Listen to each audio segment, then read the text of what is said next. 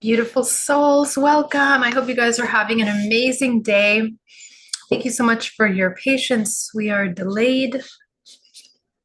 I just finished an amazing interview with Jeff Mara of Jeff Mara podcast.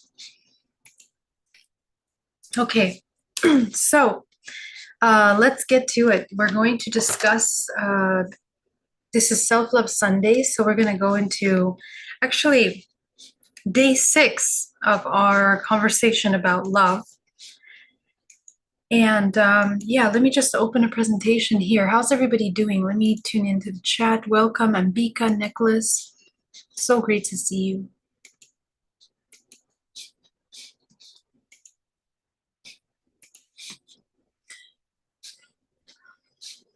I'm going to go ahead and share the live.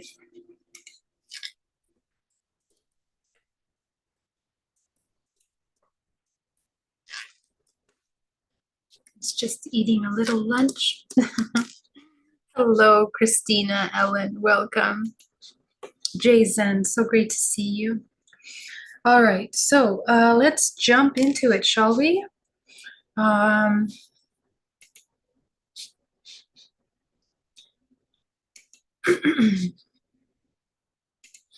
Let me just get myself situated here. Okay, so we had a lot of questions last time, and so I want to address some of those questions. We're going to answer some of those questions, and we're going to go into day 6 of our challenge. So this is 30 days of learning how to love. Now, this is part of the whole purpose of this challenge is to learn how to activate our multidimensional abilities. Why?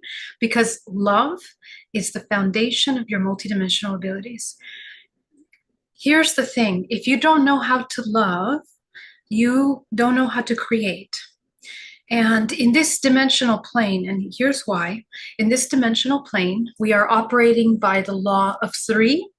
And the law of 3 is the alchemical marriage of the feminine and masculine that merges in order to create the third. So think of all your life experiences based on that exact understanding that when you merge and integrate your polarities, your dualities, the duality within you and the war of that duality within you, now you can integrate to become whole again. And to become whole means to expand your energetic body. To become whole means to become more conducive bioelectrically. We talked about the body, that when you have blockages in your field, your energy cannot move. You're stuck. It's sluggish energy, right? Your multidimensional body, you have 13 main layers. Right now we're moving from 13 dimensions to 24. I've been saying this for some time, but now it's actually happening because we're entering into period 9. Okay, period 9 is actually initiating us into a new octave. Next year will be year 1, where we will begin to enter into this new higher octave. This year is extremely essential because in this year we prepare for the new octave. Now, here are the things. If we don't prepare, we're going to be still moving very slowly. Now, this is going to be okay for the next year, maybe the year after that. But then 3 years from now, the vibrational flow will become extremely fluid. And any human that isn't aligning with that natural cycle of fluidity in the universe, that isn't harmonizing with nature, will feel essentially blocking of its energy and essentially become very ill and out of harmony. Okay. Now, in the external world, the matrix will present that as illnesses, right? It's going to say, oh, there's all kinds of illnesses. So we have to focus on healing. We have to focus on artificial biologies, medicines, all kinds of things to direct humanity in the direction of being codependent on an external source of healing, regeneration, and vitality. So where our attention needs to be right now is that we need to redirect from the external to the internal, mind, body, and soul. What is that? That's nothing less than the embodiment of actual love. Okay, that is what love actually is. Love is the redirection of your creative life force from the external depletion into a, a centripetal spin. Okay, so your life force is inward, is directed inwardly. Why? Because your bodies function like vortices. They function like these powerful vortexes of energy that when you block it, it cannot move, so it cannot create. When you open up the blockages, now you can move at a faster rate and you are entering into the frequency beyond the limitations of densities of matter into the manipulation of energy. Okay, so you can move energy, you can create energy, and your intention is what will direct energy exactly where it needs to go for your creation, whether that's the healing of your body, manifestation of something in your life, the attracting of people, places, and things that are in harmony with you. These are all basic things that every human should be exercising that ability. Okay, and then essentially, the cultivation of this faster spin in your multidimensional body is allowing you to access the higher octave of your own faculties. Okay, your intuition, your third eye cultivation. As you open up the blockages of your body, you can transmute primordial energy up your spine into your pineal gland, where you begin to activate DMT. DMT and other chemicals are the chemicals that allow you to have interdimensional vision. Beyond the human range of a spectrum of visible light, you can process beyond that spectrum of visible light. That is the whole point of learning alchemy inside the body, transmutation. Why do we transmute lower form emotions into higher emotions? To change frequency, to move life force more fluidly through the body. And in order to get more clear about how we are redirecting life force into creation. Okay, so this year we want to focus on unblocking our blockages. And this has been the focus of every human since the beginning of time. But the thing about now is that we are going at an accelerated pace. An accelerated pace where frequency and energy is moving so fast, so rapidly that manifestation is happening faster. What does that mean? We're going to feel the effects of our blockages stronger than ever before. You're going to repeat ancestral limitations more visibly. You're going to be more conscious of those repetitions. And also, your body is going to manifest all of the abuse that you're doing to your body, the blockages of your own emotions, the inability to come into authenticity. All of that manifests into the physical form as physical blockages, illnesses, pains, aches in the body, some problems, health problems. So we need to learn how to change our focus. And humanity is waking up consciousness from a state of thinking that we are enslaved and helpless and at the mercy of other higher powers. That also has to change. That's part of the redirection of the body that moves slow, heavy, full of blockages and sluggishly into a multidimensional body that moves really fast, higher vibrational frequency. The faster that we move, we can heal our bodies. The faster that we move, we can have higher intuition. The faster that we move, we can navigate interdimensionally, which allows us to access higher octave information that you channel into your life for your healing, for your purpose. All of those other facets of yourself that you're learning how to integrate into. This is essential, and this is basically human 101. You should be channeling your own information. You should be connecting to your higher self and receiving the downloads of the information that you need for you.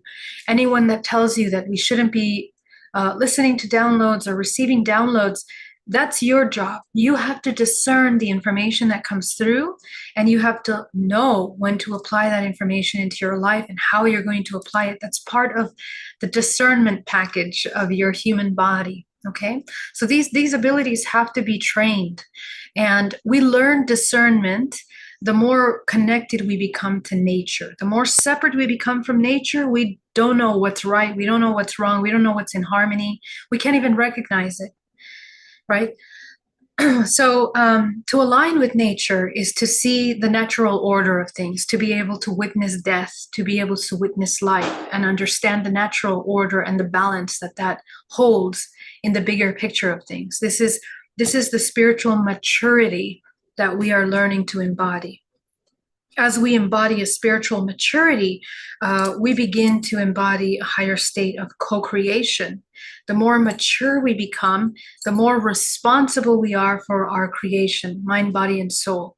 And that takes profound honesty with yourself, transparency, authenticity, and love. That is where love falls in, because the love is the unifying force of all your parts. Okay, so all the parts that you have compartmentalized up until now, we are unifying into one. And so this is usually the most painful part. This is usually the one that resists the most. That we don't want to see our shadow. We don't want to see our desires. We don't want to see what we hate, what's disgusting to us, what we reject, what we judge. We don't want to see that. A lot of times we want to avoid that. We'd rather go watch a movie or go contribute to consumerism, anything, even find a relationship or a distraction, a hobby, anything to take you away from your truth. And this is part of, psychological operation, a psyop that is kind of socially engineered in us. It's demonstrated by films and movies and shows, and it's ingrained deeply in our subconscious mind that actually we don't want to touch the uncomfortable. We want to be comfortable. But in this universe, the organic law, there is no comfort. Comfort is change. You really find the 0 point when you are used to change, when you are used to moving, when you are used to your body moving fast, because now you have to take responsibility for your creation. Most people are fearful of their creation. They're fearful of their abilities. They're fearful of their power. They are afraid of their truth. And this is the greatest downfall and the greatest limitation for a human. It's also the easiest way to enslave them.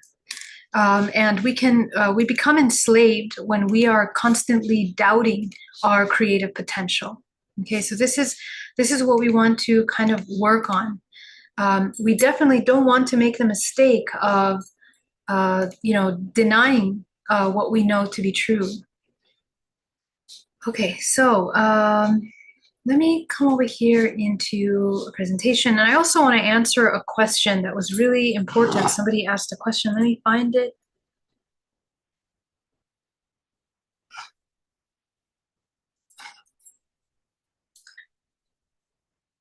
If you guys have questions, please put it in capital letters in the chat. I'll be really happy to answer it.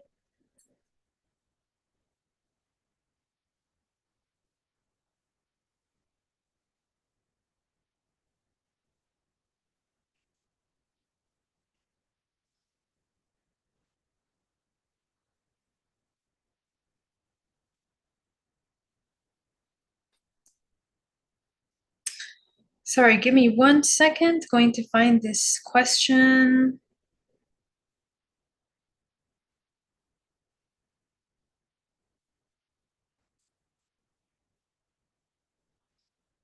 Shout out to James Harkins. Thank you so much for your comment.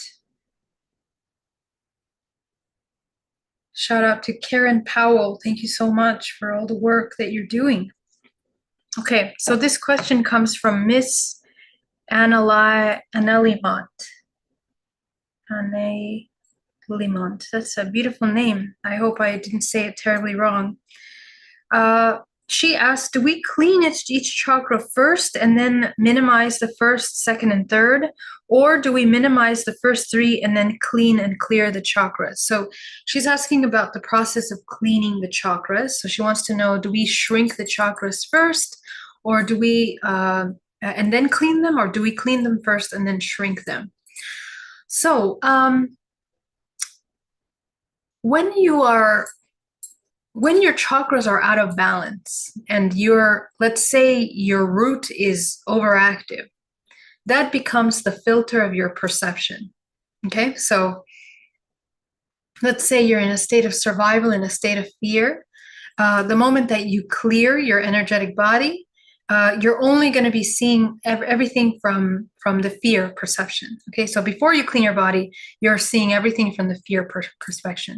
So you begin to identify things that are fearful to you, and sometimes you might even fear cleaning your energetic body. Okay, so this happens a lot. This is why people are afraid of doing energy work in their body, because as soon as they tap into their body, they start to get scared because they start to feel strong emotions. They start to feel or see memories that they don't want to see and tune into.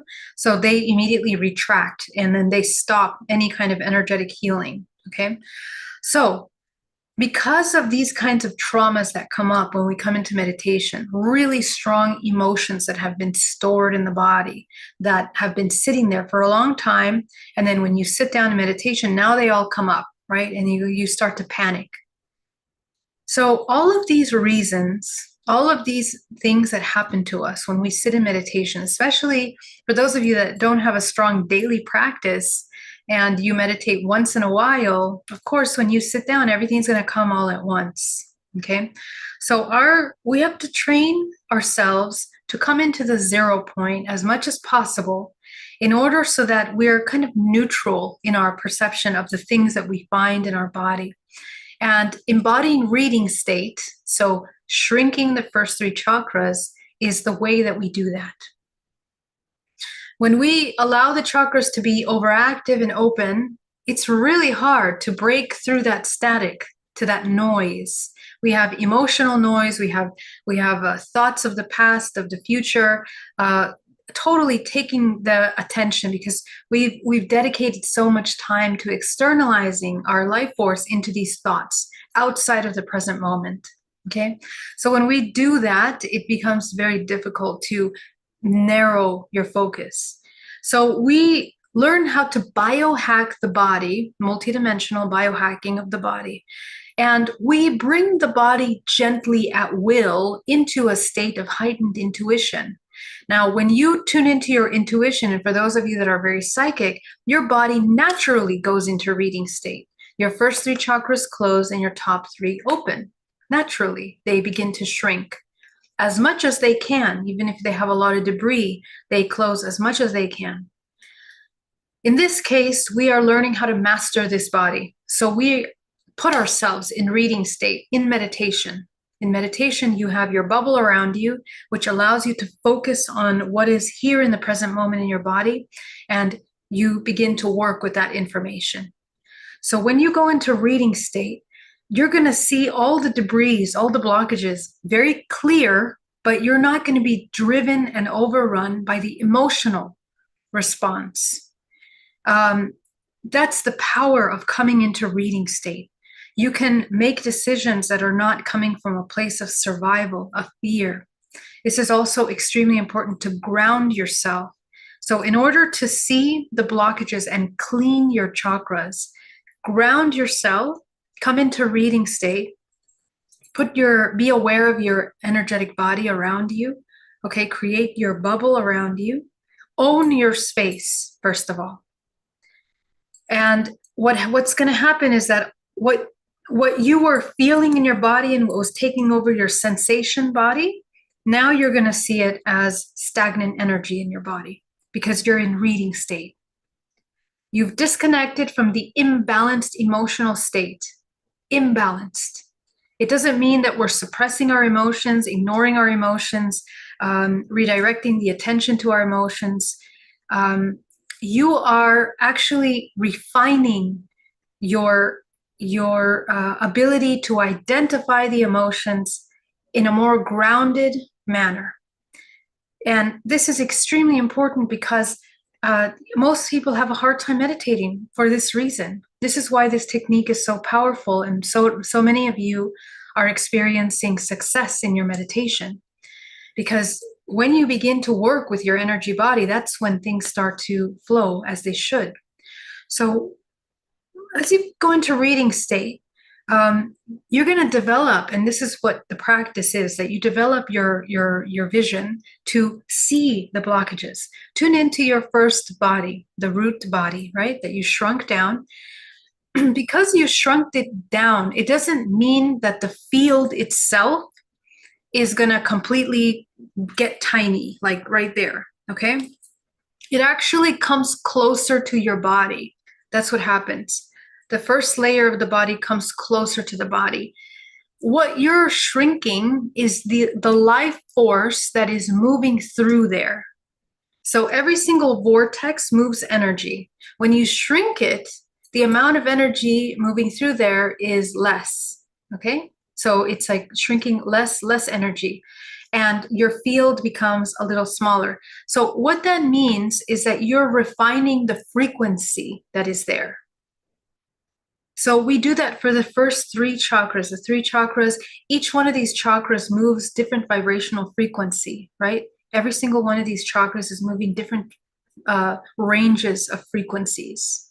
So when you shrink it down, all that you're doing is you're refining the amount of energy that moves through there. And you're also refining the frequency that you're processing through there.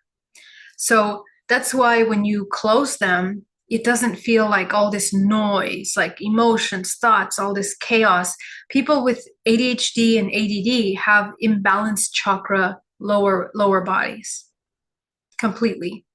I know this because I was ADHD, clinically diagnosed as ADHD, and it was impossible to meditate until I learned how to work with the energy body.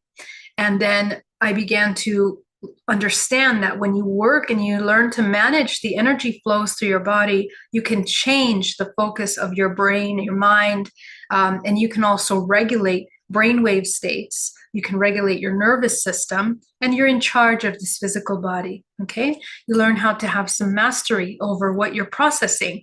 Otherwise, we're just like babies, kind of flapping around, not really knowing how to move life force correctly. So to move life force through the body, when you shrink down these centers, all of the heaviness that you've been processing through there, all the blockages of energy that have been exciting the imbalance aspect of your frequency, it becomes very visible because you've refined your frequency. Okay, so now there's a contrast. There's a contrast between the energy that you're moving through here and what's in your field. So it becomes very visible for you. So now you can identify blockages, and we see them as pictures, right? I say, what form does this blockage have? And it's a thought form. These are thought forms. Blockages are thought forms. Thought forms that have manifested, they've been repeated over and over again, which means the neural pathway has become strengthened. And the neural pathway in the brain, we have neural pathways throughout the entire body and through our morphogenetic field. Okay. And they're fractal forms. So in the same way that we have a little neural pathway in the brain, we have a neural pathway through the body. It connects to the neurons, but it connects to all of the cells of the body that are also in the field, in your morphogenetic field. So these are categorized by frequency, from lowest frequency to highest frequency, extending outwardly. Okay, so as far out as your field is, that's the higher frequency, much faster moving range of dimensional frequency. And the closer to the body, the more dense that is. There's also the crystallization process, that when a thought form is strengthened through the neural pathway over and over and over and over again, you are connecting with the physical body. It becomes denser, heavy, more crystallized, and the thought form becomes basically a form. It takes on a form. It becomes embodied.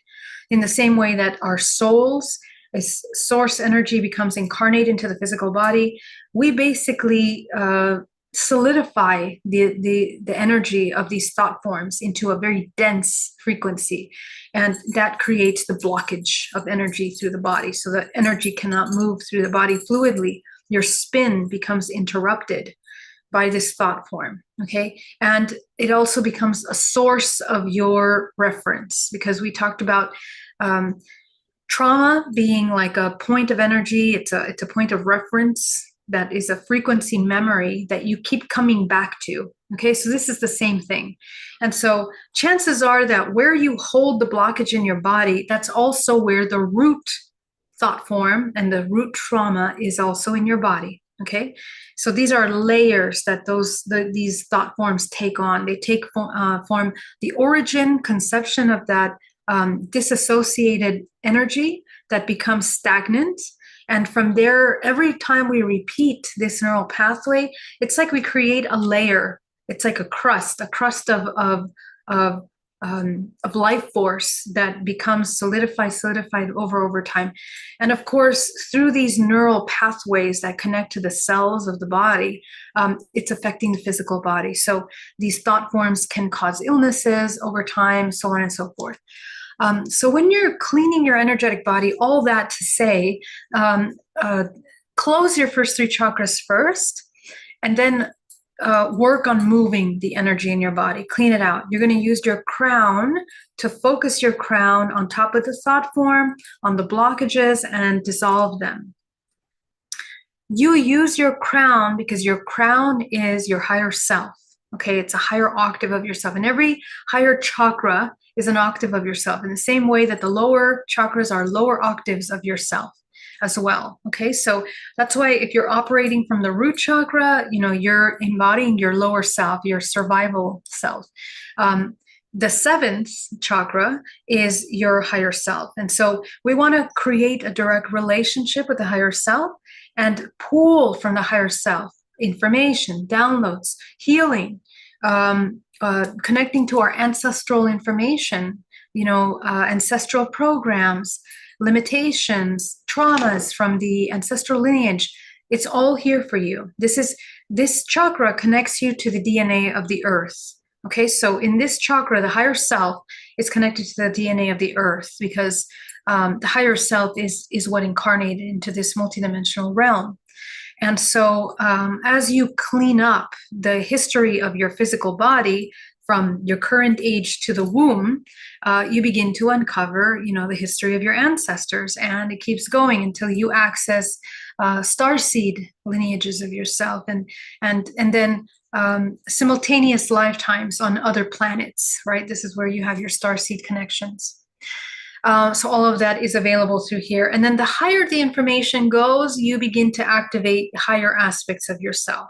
Kind of like, I don't want to really say avatars, but it's like aspects of yourself that you are activating within these higher dimensions. Okay.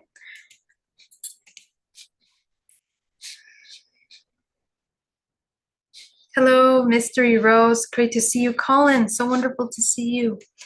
All right, guys, let's get into the meditation. And I want to, let me just open this presentation really quickly, because I would love to share with you. Today's topic is about how love is the key to higher intuition. And that question was a really good segue into that.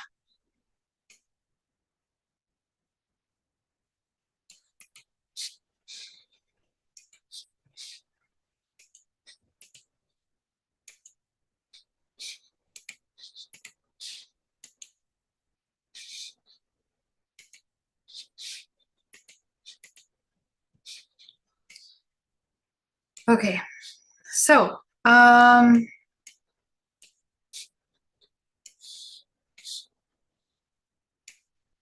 reason why my focus is on understanding love is because in order to access love, we have to access, we have to dissolve all of the lower thought forms, the limiting belief systems, and fear-based programs that we hold inside the body.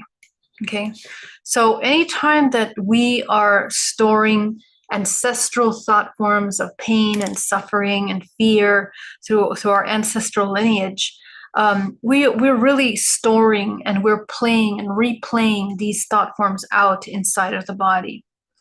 So what we want to learn how to do is we want to learn how to alchemize our pain into creative life force.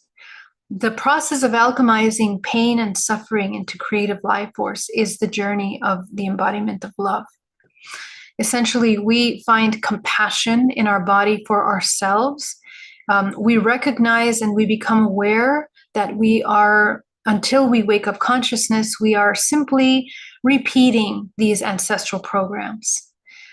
It takes a tremendous amount of self-love in order to interrupt those repetitive programs, because when we are in survival, all of our perceptions, all of our thoughts are focused on us being alive, not dying and not hurting, not feeling pain. So as you can see, it's a very selfish, self-serving focus that the human body is embodying.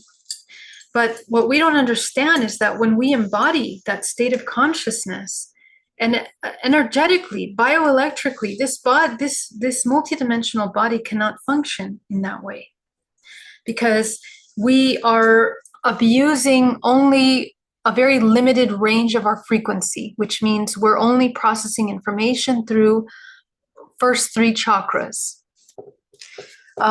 The heart becomes dormant and stagnant. It's not really processing life force. And I see this every single day in my sessions.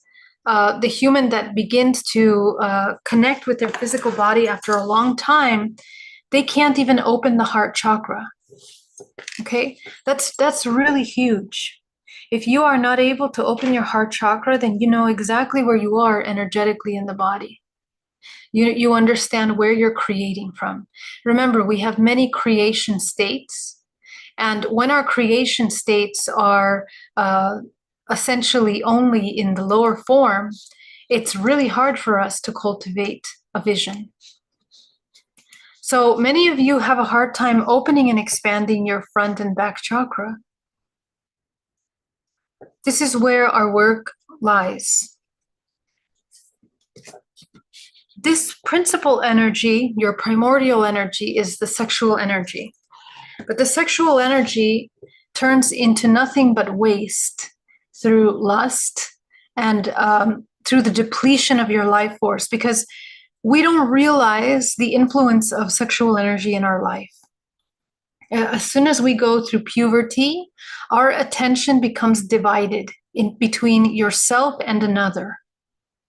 So as a child, you are whole, you are complete, you see yourself as yourself, and oftentimes you don't even have an identity for yourself. You're just observing and absorbing everything around you. You're processing everything around you. And that's why children sometimes, not sometimes, most of the time, they end up taking on everything that their family is feeling, the mother's feeling, the father's feeling, because they have not created a self-identity yet. They are working on creating. The first 7 years, they just begin to create a personality. The personality is the defense mechanism of the human.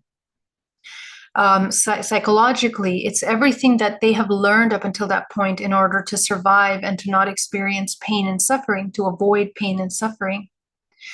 So in the energetic body, during puberty, that's why teens are so targeted by fashion, entertainment industry. They are brainwashed through frequency weapons, you can call them. It is weaponized, all of the hormonal fluctuations that they're experiencing in their body, where they begin to divide their energetic attention to another external source. So a counterpart, right? This is where the sexual body wakes up, because it's beginning to initiate into its physical creation state. So the human begins to look outside of itself for the mother. So as a child, we separate from the mother. As a tiny little zygote inside of the womb, we separate from source. And those traumatic separations from wholeness are what trigger in the body this need to become whole again. When we become sexual, we then seek outside for that wholeness, and we find it in a partner. It can be, male, woman, whatever it is, the external, we begin to, we seek wholeness in another. And so this confusion, this is biologically, is necessary for the human to create life in this planet. All of those aspects of divine pure creation are targeted against the human. Love is turned into lust. Sexual desire is turned into a constant pursuit of something external to them. And so the human becomes depleted of their energy. They begin to move in a centrifugal way. All of their energy goes outside, pointing outward. So the lower three chakras then become a source of depletion for the human. The human never learns about the heart, never learns about its higher faculties. It's completely ignorant of its higher bodies. But in order to change, to transmute this primordial energy into creative life force, into the Shen, that's the spiritual energy. The spiritual energy, we don't even want to use the word spiritual, because actually it's the true form of the human. The human is multidimensional. It's a multidimensional navigator of many dimensions, both in waking state and dream state. And it learns how to embody its free will and apply that free will in its creations in the waking state and in the dream state. But we have no idea about that. We don't learn about that unless you're studying pretty deep, occult hidden books on, ancient practices, ancient Taoism, ancient Buddhism, the first scriptures from Christianity that were removed from the Bible, where they talk about, energy arts. All of that was removed historically. And the narrative was to focus on an external God who is actually an incarnation, a physical body, and you are just, completely separate from that. And so much confusion around Christ consciousness, which was an example. Christ was an example of what we really are.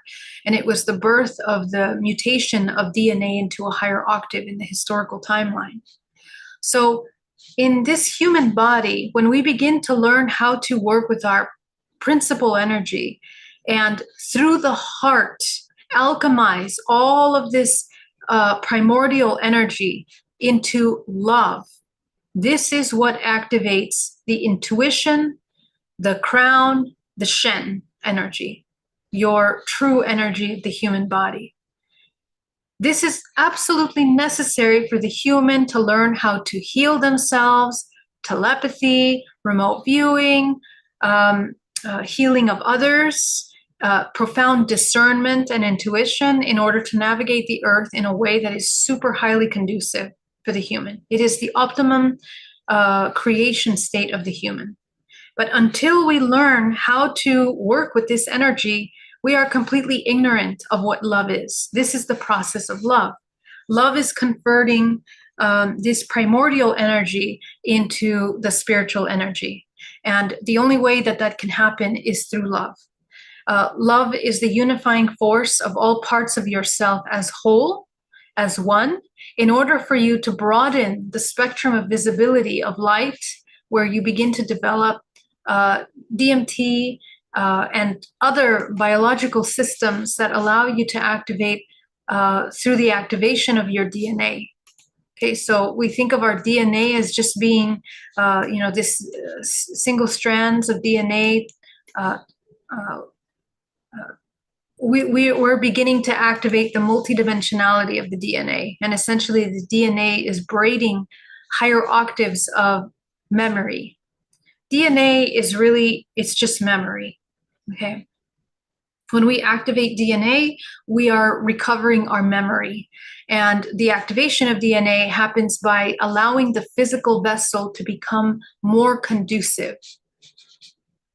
So it's bioelectrical, this system. Most of the time, people are operating down here in the lower dantian, barely learning how to manage and work with that energy. So all of the frequency that's moving through the body is like a really slow moving frequency. There is no use of creation energy in the body. So love is the embodiment of alchemy. Alchemy not just being some kind of concept, some faraway concept.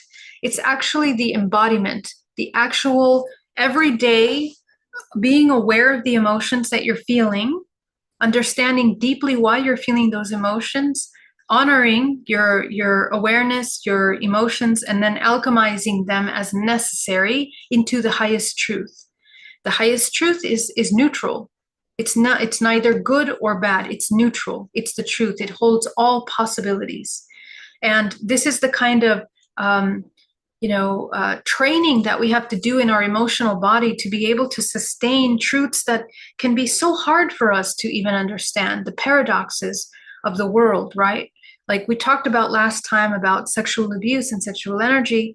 How can we fathom that is something that is acceptable in our world? Well, we don't even know what sexual energy is yet. We're still learning. And the implications of the misuse of sexual energy are way farther than we even understand even today. We think of it as taboo. And sexual energy, the misuse of sexual energy is how to fractalize the soul in order for it to become more entangled in the matrix. Every time that we fractalize our soul becomes fractalized when we experience severe traumas. If we experience severe traumas and we don't know how to recover from those traumas, we don't know how to integrate ourselves from those traumas, the human begins to have split aspects of itself. These split aspects are also creating. That's the thing. We don't realize that these aspects of ourselves, these splinters of ourselves are creating, because the nature of this universe is creation. Everything creates. So these splinter aspects of ourselves begin to create in universes of lower frequency, in parasitic universes. So we call in parasites into the body. Eventually the body develops parasites itself. We experience parasitism in our dream state, which is the manifestation of parasitism in the waking state. So anytime that we have unresolved trauma, we embody and we create the environment for parasitism. This is a problem because we don't realize what we do in our dream state. Our dream state is one of the most important aspects of our human experience. Half of our life is spent in dream state. In dream state, we are navigating higher dimensions in which we're playing out simultaneous lifetimes in which we are creating, we are growing, we're healing, we're transmuting, all kinds of things in the dream states. Very few of you remember your dreams, and that's a problem. That's part of the dormant aspect of yourself. The more you heal and develop your subconscious mind, the more you're going to remember your dreams. And the more you remember your dreams, the more you have access to train yourself to become lucid in those dreams, and then use discernment for the activities that you're having in those dream states.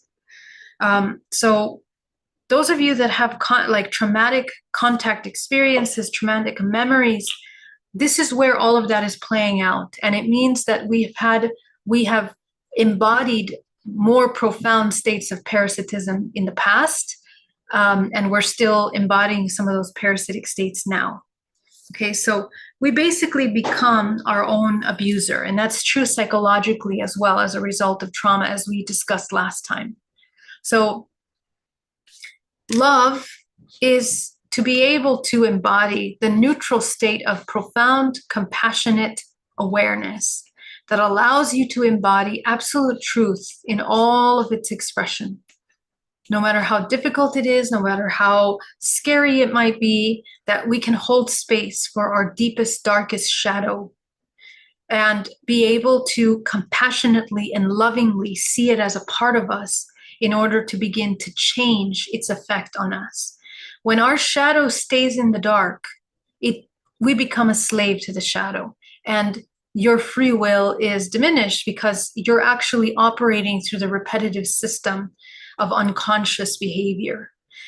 your survival mechanisms are unconscious. They will immediately revert back to the neural pathways that we've created at the time of trauma, and we're going to repeat those over and over again. So the human really goes through these, these constant cycles of being completely disconnected from its empowerment. So we have to help the human. We have to help the human move gently out of these perceived states of limitation and fear. The higher octave we embody, the more awareness we have, which allows us to embody truth, and we begin to work in the realm of energy. As you can see, each one of these creator states is mastering different facets of our reality. When we have no God, or we have an absence of God, or a complete disconnect, we begin to look at false gods, and our master are things. That's what we worship. We worship the physical matter, go into scientific materialism and all that stuff that's completely disconnected from anything interdimensional. When we're in a constant state of protection, our God is judgment. Okay, so it's about judging. Am I safe? Am I alive? Am I good? Is this nice? Is this bad? Is this ugly? Is it beautiful? And that becomes the focus of our perception. When we're in a state of power, it's all about action, right? What am I doing? What am I not doing? How am I doing it? Why am I doing it? All of this is action. That's the wounded and imbalanced masculine. It's all about doing and the actions that we're doing, but never the integration of that. So when you start opening the heart chakra and you start to work with compassion, because that's the key to healing, you begin to look at more solution-based. Everything seems to resolve itself. Everything has a cause and effect and a reason, and you begin to train yourself unconditional love. Okay, so you begin to embody more peace. Then you go up into reflection, communication. You begin to look at the power of your word, of the frequency of the sound of your voice, frequency healings, and you're working with light, right? Energy healings with light. And you learn how to manifest, how to turn light into physical, into matter. You learn how to work with that. When you go up into awareness, a deeper state of awareness, this is basically the entryway into the initiation of the 0 point, awareness, this 6th level, where you are in partial unity. Your God becomes truth. You pursue truth in everything that you do because you're aware. This is the state that I'm inviting you to come into. This is where you begin to master energy. You get to work with energy, your own energy, as I showed you in working with your chakra bodies, and you begin to master the energy around you. This is where we start to get profound downloads, informations. Now, the next level is creation, right? So this is everything that I've been talking to you about. But when you begin to integrate this higher state of awareness, you can create now. So this is where you start to work with inspiration. You get to witness miracles. You experience more miracles in your life, and you become a co-creator.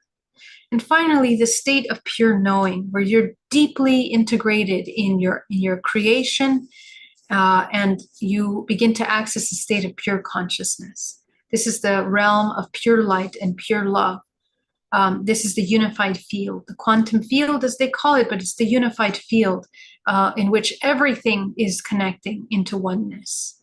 And the connection then becomes the spirit, the enlightened awareness. Okay, so I want you to notice who is your God? Who is your God right now?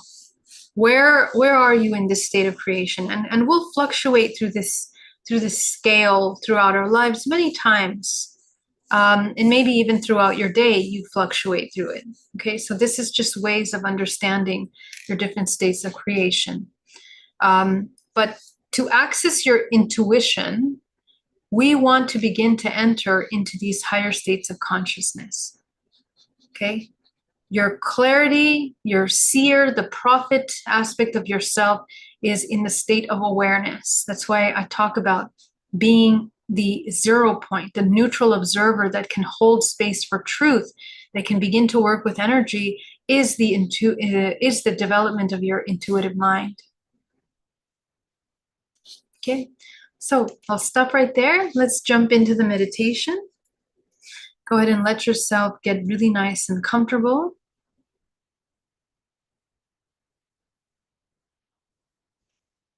Go ahead and ground yourself down to the center of the earth.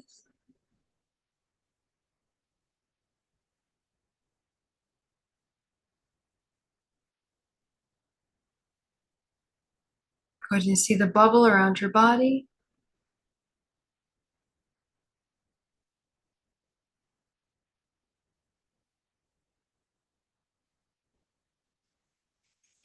Make sure your bubble is whole without any openings.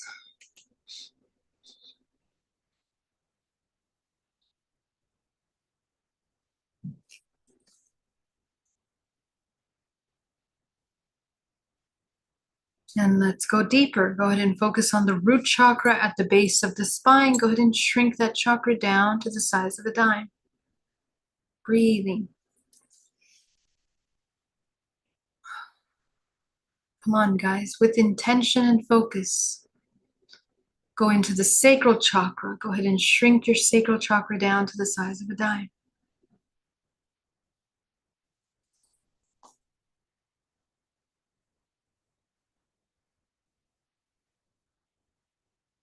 Go up into the solar plexus, shrinking solar plexus down into the size of a dime.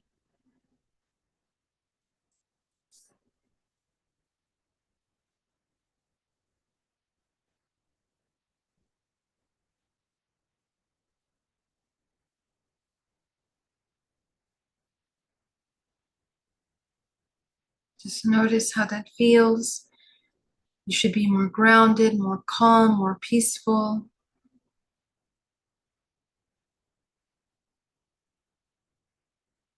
Make sure that your bubble around you is completely whole and solid. You're going to go up into your heart chakra. You're going to expand your heart chakra front and back. Okay? So you might notice your heart is like this, or maybe both of them are like this, front and back. It feels blocked. Just allow yourself to expand them as best as you can.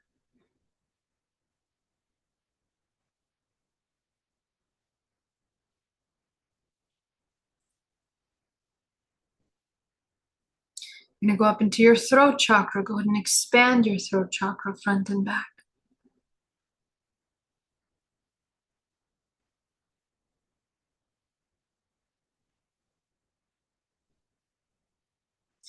For those of you that are not familiar with feeling love from others or from yourself, sometimes you're going to feel pressure in your chest. Sometimes it'll feel like it hurts, like a sore muscle. Okay, and it'll feel like it even hurts to expand your heart. That's normal when we don't know love. Okay, so that's okay. Just gently push through. It's not going to hurt worse. Actually, it's going to alleviate any pain or any stagnation that's there in the heart. So allow yourself to just open as best as you can. If you feel blockages over here, if you try to open this and you feel like a blockage here, just gently imagine dissolving whatever is there and just allow yourself to expand. Imagine that you're expanding your heart about 6 feet around your body. Not much bigger than that, just 6 feet. When you expand your heart too much, without training, you start to just absorb things around you, and we don't want that. Okay, that's why also I suggest that when you do this meditation, you're doing it at home in a closed environment that you can fill with golden light to hold space for you in your healing. That's very important. Go up into the throat. Go ahead and expand your throat chakra.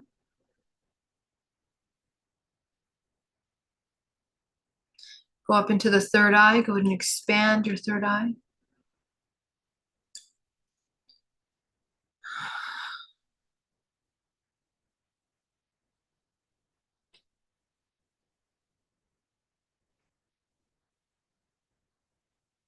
Okay, let's go up into the crown. Go ahead and expand your crown.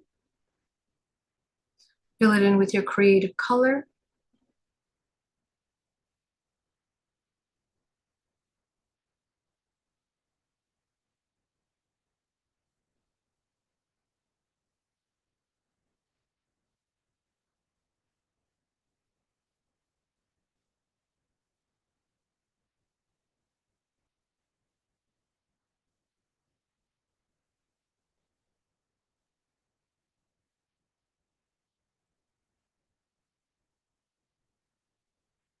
Let's go deeper.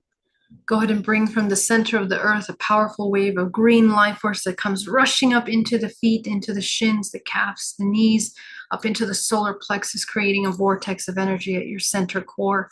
Go ahead and feel that beautiful earth energy moving through your center core.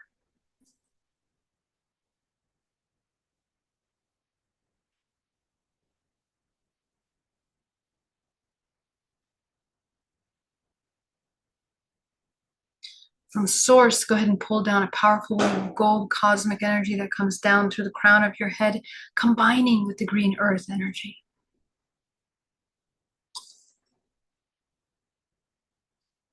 So this is going to help remove any debris in your multidimensional body.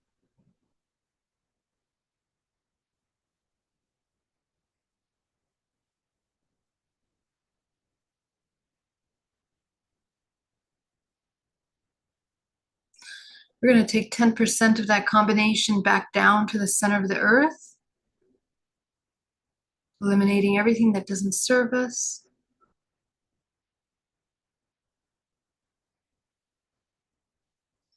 Go ahead and eliminate heavy emotions, fears, anger, anything suppressed, the past, the future.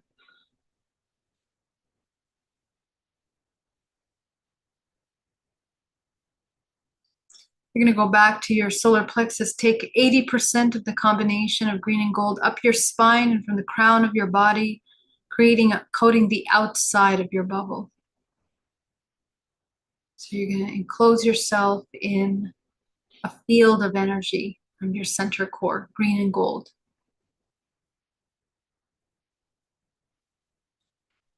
Go ahead and call back your life force from people, places, and things that you may have unconsciously attached to.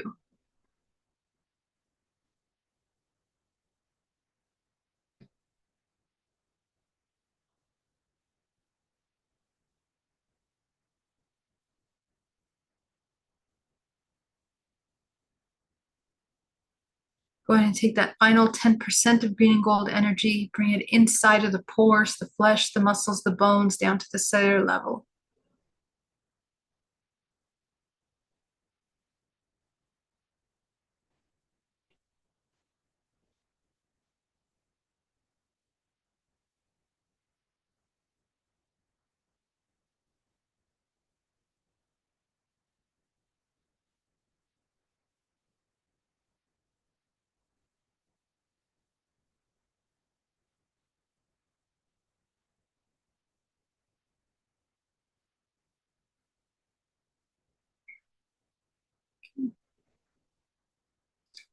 So now that you're in reading state, I want you to begin to observe yourself over the past 24 hours. What are the emotions that most came up for you?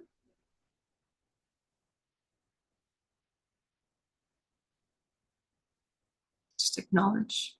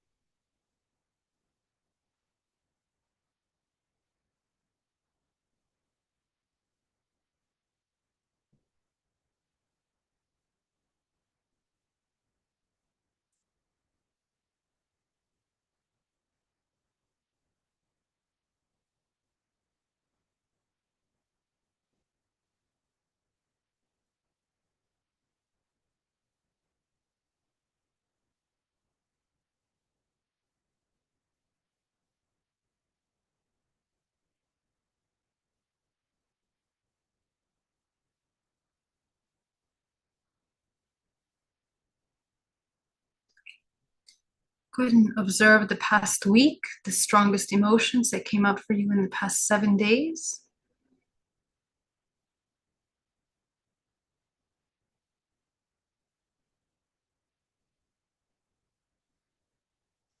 I want you to be absolutely present with this memory that comes up for you. Go ahead and name out the emotions that come up for you in that moment. What are you feeling in that moment?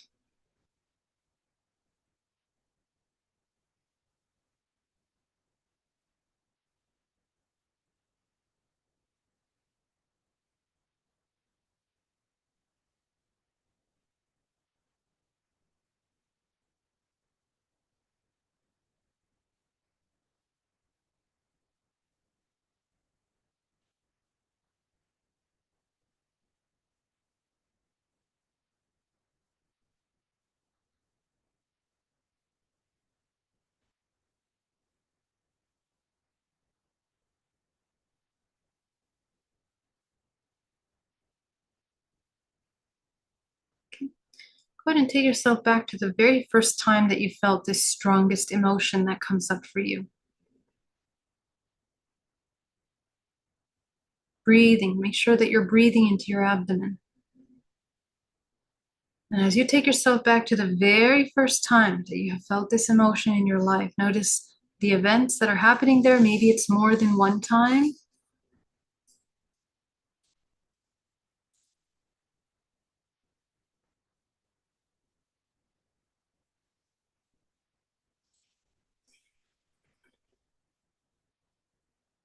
Begin to observe yourself. Make sure that you are in a state of non-judgment, closing your first three chakras, opening your heart, your throat, your third eye. Just begin to notice, what is it that you needed in order to no longer feel this way in that moment?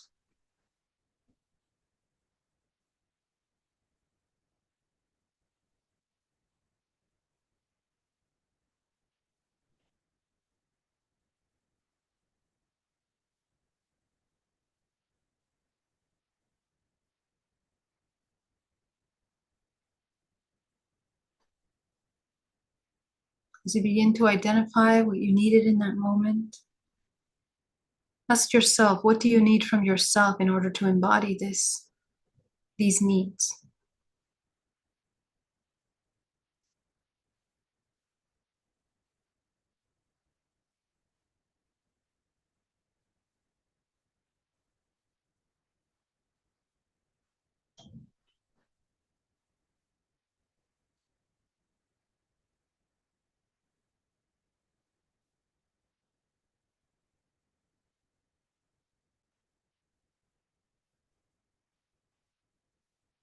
Okay, so you begin to see yourself. I want you to embody these needs that you've identified. I want you to get familiar with them as we create new neural pathways. Say that in order to no longer feel unworthy, that you feel worthy, you're able to acknowledge all parts of you, including your flaws. So go ahead and notice that frequency of acknowledgement that you need, and embody that frequency of acknowledgement. This is just an example. Use this.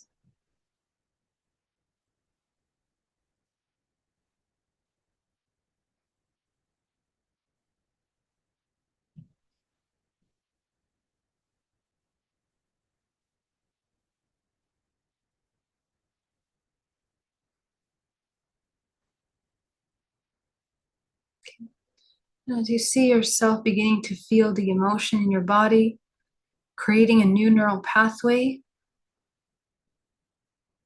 notice what color it is, this new state of being. Go ahead and access all the fractals of your life that have experienced this emotion and provide them with exactly what they need.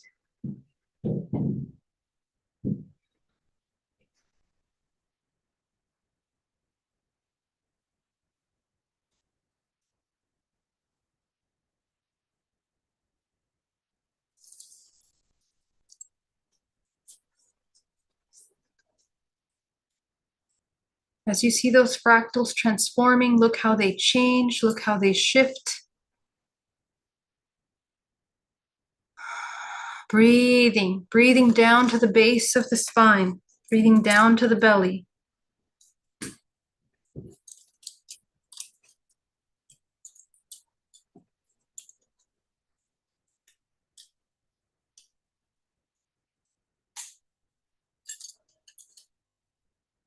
The breathing keeps this energy moving through the body. Go ahead and see how you're repeating this ancestrally in your bloodline. Allow yourself to embody deep gratitude for yourself. Allow yourself to embody deep compassion and deep love. As you begin to feel love for yourself, I want you to fill your body with the warmth of self-love. Notice the parts of you that resist feeling love towards yourself. Physically, which parts feel more uncomfortable when you fill it with love, when you accept those parts of you? That will tell you a lot of your psychological programs and thought forms that you're running in the back end.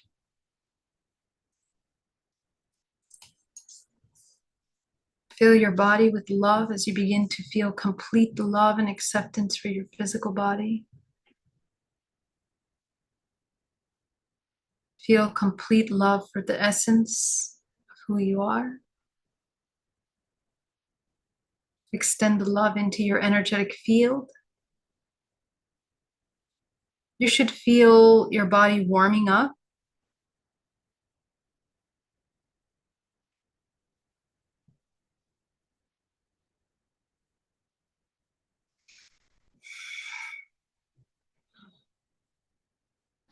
You should feel an integration in your solar plexus and a pressure in your chest beginning to expand. Allow that heat in your chest to expand throughout your body.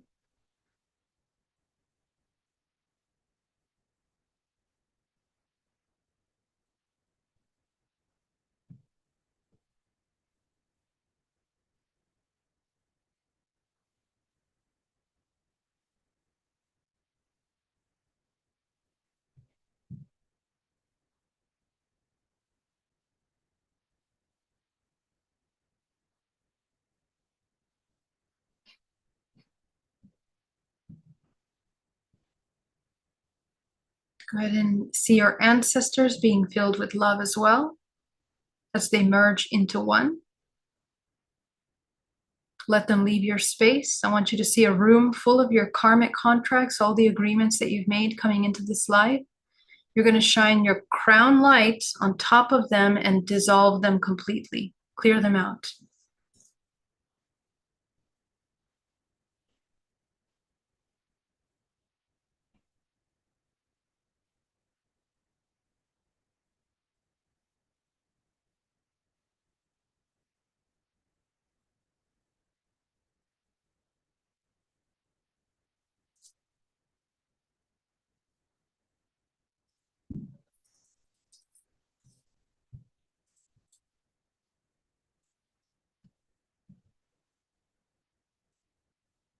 As you clear that room out, fill it in with your creative color.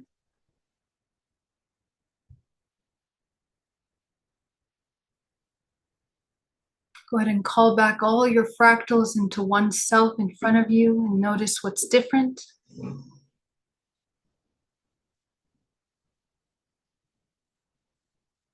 Go ahead and inhale deeply, integrate it into your body. Focus on the root chakra. Open the root chakra back up into a balanced state. The sacral, the solar, still feeling love in your heart. Closing the heart a little bit, the throat, the third eye. Activating your crown. Anchor yourself down to the center of the earth. Go ahead and activate the 8th chakra, the 9th, 10th, 11th, 12th, all the way to the 24th.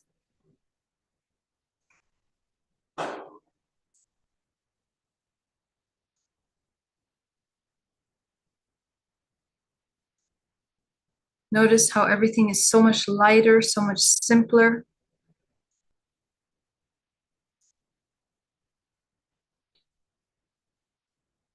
Very good. Go ahead and allow yourself to come back into the room. Open your eyes. With your eyes open, continue to see your grounding cord down to the center of the earth. See your protective field around your body connecting up to source. Amazing. You guys did amazing, guys. Love you so much. Thank you for the beautiful work that you're doing with me. It's an honor to share this space with you. I'm going to jump into the questions. Hello, Mystery Rose, Colin, Coral, welcome. Barbara S. Souls from Europe, welcome from Europe. Taylor Brown says, hey, Geraldine, do you have any videos on numerology or receiving any people to study this topic? Many thanks. Yes, I believe I have a couple of videos on numerology that I did a couple of years ago. But yeah, every single number is a representation of a vibrational frequency, and it also is explaining to us something about the laws of this construct. Yeah, so it's really good to study them. And just as a quick recap, 1 represents initiation, a door, an entryway. 2 represents duality, feminine, masculine energy. 3 represents creation, the integration in the chemical marriage, the unification of all the parts. 4 represents practical embodiment of your spiritual self, harmony. 5 represents change and transformation. 6 represents death, karmic cycles and ending. 7 represents higher self and intuition. 8 represents source creation and karmic cycles on a higher octave level. So coming into your creation state, godlike state of creation. 9 represents ending, but also it represents higher intuition, higher levels of intuition. These are the levels of divinity and your multidimensional aspects of yourself. So I'll stop there, but those are the cores. If you guys see these numbers, try to connect, some of these identifiers. But every single human also has numbers that means very specific things to you. So take a look and see what each number means to you. Jason, Sophie, great to see you. Inga, thank you for that super chat. You are so wonderful. Thank you. Your super chats really help me a lot. Thank you so much. Can't thank you enough. Barbara S. Hi, Geraldine. I have heard about our bodies are becoming more crystallized structure, more silica. Could you elaborate on this and advise where I could read about it to gain more clarity? Yeah, so actually, I feel that our bodies are becoming more light and we are processing more light. So essentially, we're becoming more multidimensional, and we want to eliminate all of the stagnant crystallizations of lower frequency in our field in order to let higher bands of faster moving frequency move through the body, as I explained earlier. So to be honest, I'm not sure where you can read about this. I think Dan Winter is a really good source to understand the physics of our multidimensionality. And I would really study more about our light bodies, anything that's teaching you about how to cultivate your light bodies and the alchemy of that. John 10-5, welcome. Sophie, please give thumbs up before you go. Thank you. Thank you for that support. If you guys like this video, definitely give it a thumbs up and share it. Hi, Geraldine. I feel stuck in life, far from where I want to be, and it gives me anxiety at 37. I feel like I missed key phase. How can I move forward and find the strength to reach my dreams? So, Jonathan, first thing is to completely love and accept yourself where you are right now, because uh, what you're going to realize when you sit with yourself a little deeper is that all the choices that you made leading up to here are perfectly exactly where you need to be. They have all taught you important lessons, even in the times that you feel that you were doing nothing or not, producing anything or doing something productive for yourself. All of them are contributing to your higher self. Um, the fact that you're here questioning is an initiation into the awakening of your higher self.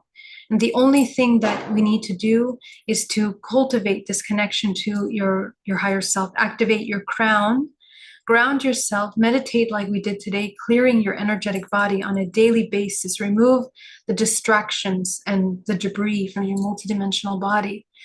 Whatever you are, without those blockages and without those distractions, that's your true self.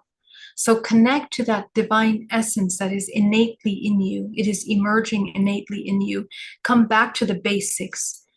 Anchor yourself very strongly in the present moment. Don't move out of the present moment. Stay in the present moment. That's where your gifts are. That's where your truth is, your authenticity, your power lies in the present moment.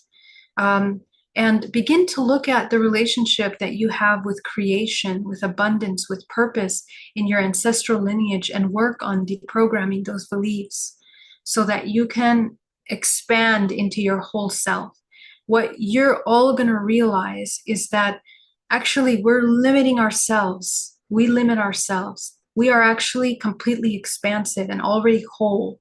It's just a bunch of limitations that keep us from loving ourselves and from others and from embodying our greatness. We are afraid of our greatness. So do not be afraid of your greatness. Trust yourself. Understand that, whatever you are doing in your life, whatever you yearn to do, that is your soul calling. And you have to go in that direction no matter what the world outside is telling you. You have to trust that. And you're going to feel proud about yourself when you start doing things with integrity. You do things that are good for you. You get up in the morning, you make your bed, you meditate, you start your day proactive and focus on the things that are helping you be exactly what you want to be. When you create that integrity, you're going to stop hating yourself and creating reasons to hate and reject yourself. And that's how you transmute into a powerful creation state. Okay. Smart Money Buy, when are you doing the next GPAC training? If you guys want to sign up for GPAC, you sign up for the class on my website. You guys can sign up for that, and you guys are going to join the class. Right now, I have GPAC for people that want to be have a certificate in GPAC. So it's a little bit different than the classes I was teaching before. And essentially, it's for people that want to be part of the Intuitive Academy and the Academy of Light, essentially. The Academy of Light is people that are really ready to embody their intuitive gifts and to use them in their everyday life and in everything that they're doing. So, it's a kind of a strict, dedicated space for people that are really ready to embody that aspect. And that's what the old GPAC class is now turning into. And so there's a certification of 4 degrees. And every single level of the class is deepening your practice of your intuitive abilities. So GPAC is level 1, and I am providing a certificate for that, because once you learn how to do GPAC, you can start to develop your intuition. And it's a good launching point for some of your purposes that you guys are having. Darina, thank you. Blanca, love you. Thank you so much. M. Tanan, 117, thank you so much. Tanja Griming, so great to see you. Much love. Love, love, love. Thank you, Geraldine. As I was recalling my fractals the second time, they came back in all the colors of the rainbow. Amazing. Excellent. There's a lot of meaning behind that. Frequency Surfer says, Twin Flame, can the connection be avoided in this lifetime? Is this connection a construct? Not real, AI induced? What if the connection is avoided in this lifetime? So every relationship is for our ascension. So we shouldn't be afraid of relationships. I think that we have a lot of trauma about relationships. I mean, of course, old models of relationships that we've learned from our parents and from social engineering since the beginning of time, influence of religion, societal, financial, economical structure, making us take relationships in very specific ways as external sources of codependency and, love. So the new model of relationship that I invite you to look at is that you become a source of love, and that you find a partner that is also in the journey of becoming a source of love. And this way you avoid all of these little, constructs. Because yes, these ideas of a twin flame is a karmic union. It's a karmic relationship that helps you initiate into a higher octave. And we all need to experience those in order to wake up consciousness and heal. So, whenever you choose to experience a relationship, please know it's to find all of the parts of the shadows that you're avoiding, and the partner is going to highlight that and make you look at it and ask you if you want to heal them in that partnership. And once you guys start falling out of alignment, no longer needing to teach each other anymore, that relationship will fall apart naturally. So it's important to stay grounded in that and have the maturity to move through relationships in a way that is compassionate, authentic, truthful, conscious, and co-creative. Okay. So it's not really anything to avoid. It's really something that go into it if you want a union. And just remember that anytime you look for love outside of yourself, you're always going to be learning those tough lessons, because love is not outside of yourself. Love is inside here, and it's already existing as you connect to source. So that's something that we need to reprogram in our collective. As also we learn about what the true meaning of sex is, because sex is very divine. It's the most powerful creative life force. And when two truly loving beings unite, they can navigate dimensions together, and they can anchor a lot of healing for planet Earth through that kind of intercourse and that connection. So there's a lot of amazing healing that can be available to the human with a divine union. Okay. All right. Blanca, you have a birthday coming up. Yes, thank you. Almost there, almost there. Shahala Nur Aldeen, much love and gratitude. Love you, Shahala. Thank you for being here. Taylor says, thank you for answering my question. My pleasure, Taylor. Frequency star, that's what I need to hear. Amazing. Yes, love you. Thank you for that. How do you read numbers when you see numbers in sequel? For example, 144, I have seen 4 to 5 times today. Yeah, so the frequency of number that you're seeing is the invitation, how urgent the invitation is for you. And every number has a significance. So take a look at your relationship with 144. I tend to look at 144 as a representation of our whole DNA expression, our multidimensional DNA expression. It's like unity consciousness, essentially. So maybe there's an invitation to connect more to unity consciousness, embody that, and anchor that into your everyday reality. Okay, so the more you see the number, also if it's like 4 of the same number, 3 of the same number, 2 of the same number, it's the potency.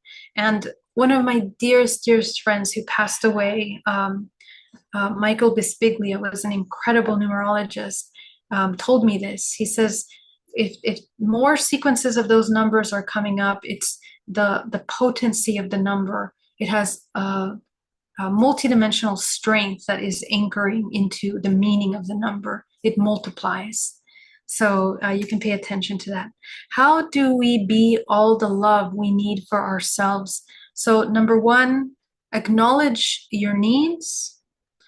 Number 2, meet those needs proactively every moment of your day. It can be as simple as the body's thirsty and you give it water instead of ignoring it and let it be thirsty all along. The body needs exercise, you go work out. Doesn't matter if you're lazy or you don't have time, you make time, and you begin to create integrity. with your thoughts, your actions. There's congruency. Okay, you're not betraying yourself. You're not hating yourself, denying yourself, harming yourself. Your actions are intentional to create health and honest, authentic creation in your body. And that's the hardest part, and it's the most important part, and that's basically the embodiment of love. But if you can follow along that, just simply that, your life is going to change. You're really going to begin to embody a loving state of creation.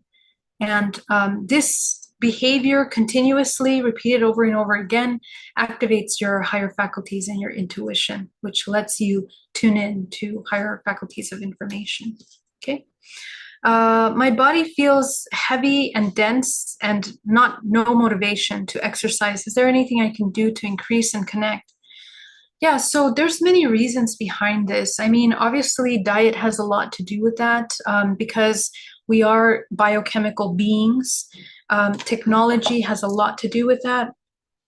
The neurological effect of the addiction to phones and media and social media, for example, is extremely detrimental to the regulation of the nervous system and the chemicals and the hormones in our body. Okay, so that is an awareness that we really need to come into. The more that we are being biochemically triggered, the less we have the power to control and meet the needs and even know the needs of our body. So we need to make a drastic change in order to disconnect, come back into nature, connect with yourself, and listen to yourself, learn to listen. That seems like such a simple cliche, but trust me, for those of you that are disconnected from your body, you don't know your emotions, you don't know what you're feeling, you don't know how to name them out. That's a disconnect. And we're going to talk about that next time, actually. So these are basic things that we have to train ourselves to come back and do. And you'll notice when you meditate and you clear your energetic body from all of these connections to the external world, you're going to come back on track really quickly. And then you're going to be like, oh, why was I suffering so much? Why did I make that so hard? All I had to do is clean my energy body. Because cleaning the energy, your energy. So if you're full of, heaviness, thoughts, emotions, traumas, past, future, fears, of course it's going to be hard. Of course, you're not going to want to have all your life force is depleted. It's completely entangled in everything else except what you need and what's truly there. So help yourself clear your energetic body. 13 bodies, clear all of them out every single day. And as soon as you start to feel heavy again, clear it out again, as many times in the day as you need to in order to come back into the 0 point as much as you can. And you'll notice that when you doing things that are right for you are going to be without any effort. It's just going to be, of course. And this is the embodiment of love, because as soon as you do the things that are good for you, but even though they were hard or you didn't want to do it for months, you do it now, you're going to start to feel really good about yourself. And that is love. That is, you start to feel pride in yourself. The decisions you make, you don't listen to the little lazy voice or the voice that is unfortunately abused biochemically by technology or by the things that are distracting you. That is the embodiment of self-love. So try to cultivate that. Oh, Michael Bispiglia, but he's not really on social media. I'm not sure if his website is up, but if it is, definitely check it out. He was incredible. Do marriage and divorce affect our ascension evolution? No, in fact, well, they can either help your evolution or they can deteriorate, depending on how you are using those experiences. Remember, every experience is for us to grow. So marriage, perhaps you find a spiritual union and it helps you grow, both of you evolving for however long you need to be together to help you access a higher octave state of consciousness. Okay. Divorce, maybe you're falling out of frequency, and being in that relationship is more detrimental to your mind, body, and soul than to continue in the divorce. So in the marriage. So divorce might be actually the ascension. It might be the wake-up call for both parties. So the thing is, there's no right or wrong in any life experience. We just have to do it with awareness and always choosing love and what is in higher alignment with us. That's all that we need to do. An example, attachment to earth. Yeah, no, we are.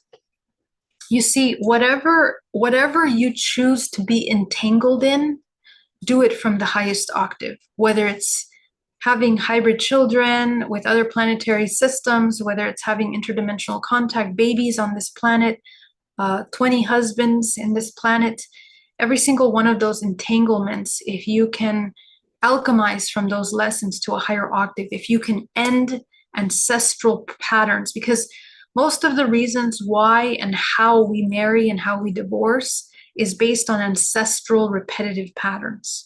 That's the problem. That's actually the problem. So the thing is, in your marriage or in your divorce, be aware that you're ending those ancestral karmic programs, that you're not repeating them again. Because the entanglement to the earth is to fall asleep into repetition. We disconnect from the entanglement, or you never disconnect. You just elevate into a higher octave. You transmute your life force entanglement into a higher octave, and therefore, you're not exchanging as much energy and attention with those parts, lower parts of you. That's all that's happening. So you alchemize to a higher octave. You redirect your attention and your focus into a higher state of being. This allows you to experience other more expansive experiences in the human body or interdimensionally. Yeah. How to be okay with the unknown. I'm getting surgery and I'm scared. Aquamarine, I'm so sorry that you're scared. Please understand that fear actually messes up your DNA from being able to express its full capacity to help regenerate your body and to come into healing. So use the surgery to help your body heal in what it needs to heal, and use your mind to recover quickly. Your love and your mind, fill your body with profound love. So focus on, just do nothing more than fill your body with love.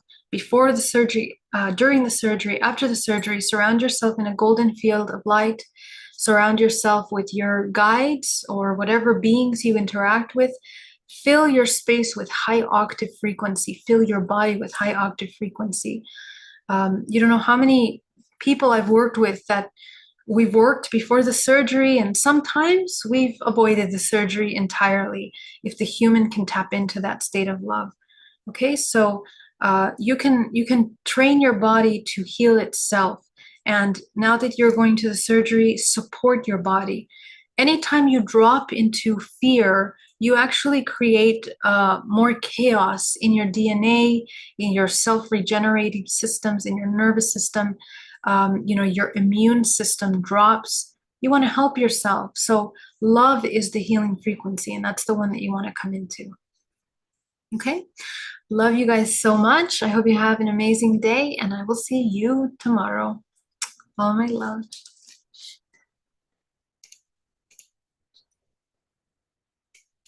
Oh, I'm so sorry. I missed the question over here in the chat. Nicholas, I'm having a lot of dreams about the past. Last one, very vivid. It is trying to tell me something. I grew up with trauma. Yes, absolutely. Excellent. I'm so glad you got that. And Emma, thank you so much, Geraldine. Your teachings make such a difference in my life. I'm so grateful. That's amazing, Emma. Love you. Thank you, guys. Keep those lucidity in the dreams. We'll see you soon. Bye.